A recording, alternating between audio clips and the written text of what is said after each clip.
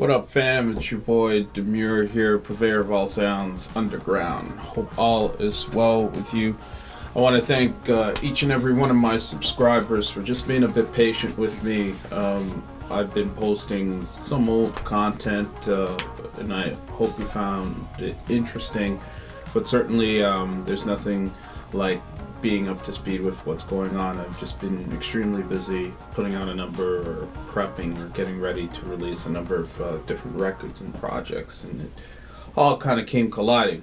So I thought I'd do a producer tip for you guys, which is, I think, very helpful, especially when working with vocals over dirty samples. As you guys know how much I love to use that. And it's to also demonstrate that you don't need any real fancy sort of plugins. It's all about technique and knowing what to do and when to do it.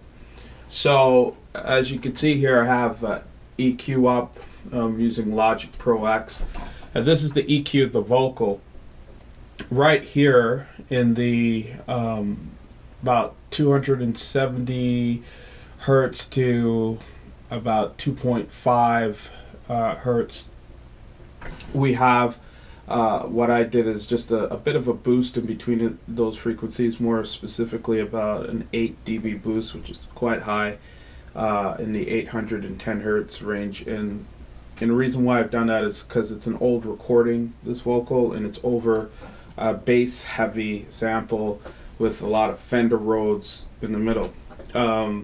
This is a track I'm working on for my Beats Life and Trim EP coming out on 294 Records. Shout out to the Brazilian crew out there.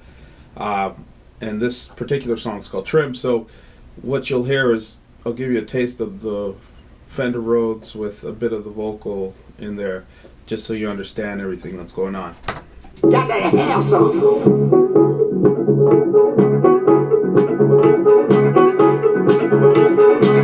No, you can't get none. I told you got to wait.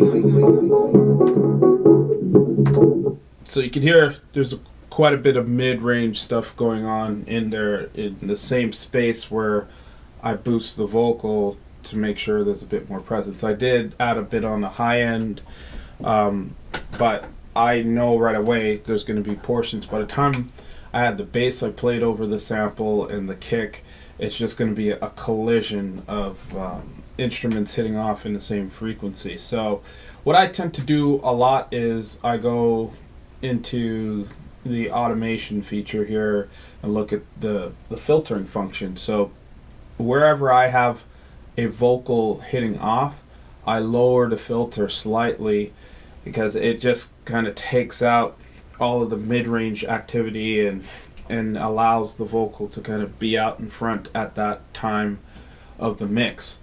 The other thing I do quite religiously is I'm cutting out anything that is affecting those frequencies in the instruments that I believe do not need to have that kind of presence. So, you know, I have like a beat loop here. I'll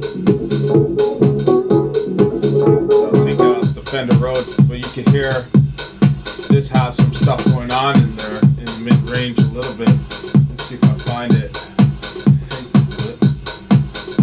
Yeah, and I really did a sharp dip in the mid-frequencies because, again, I want to make sure that vocal pops in certain areas where it makes sense. So that's really the technique, is to look at filtering with your dirty main sample if it's dirty, and then in the other instruments that are occupying the same frequency space, cut out those frequencies, or try and find a nice sweet balance where you get the most out of that instrument and it's not colliding necessarily with the predominant instrument or vocal piece that you want to have come out of those frequencies. And in this case it's the vocal, so I'm kind of look at it as protecting the frequencies that the vocal is occupying as much as possible, and where it really collides, just make some sharp cuts and filtering, and as well as in the EQ of other instruments that don't necessarily need to occupy that same frequency space. So I hope you found this helpful. Again, track is called Trim. It'll be out on 294 Records. I have no idea when. Let's rock it.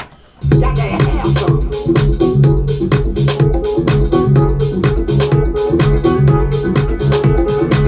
No, you can't get none. I told you got to wait.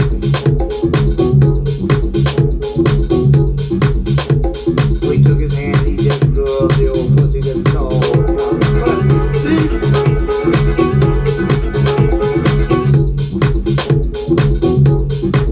That's it, y'all. Peace.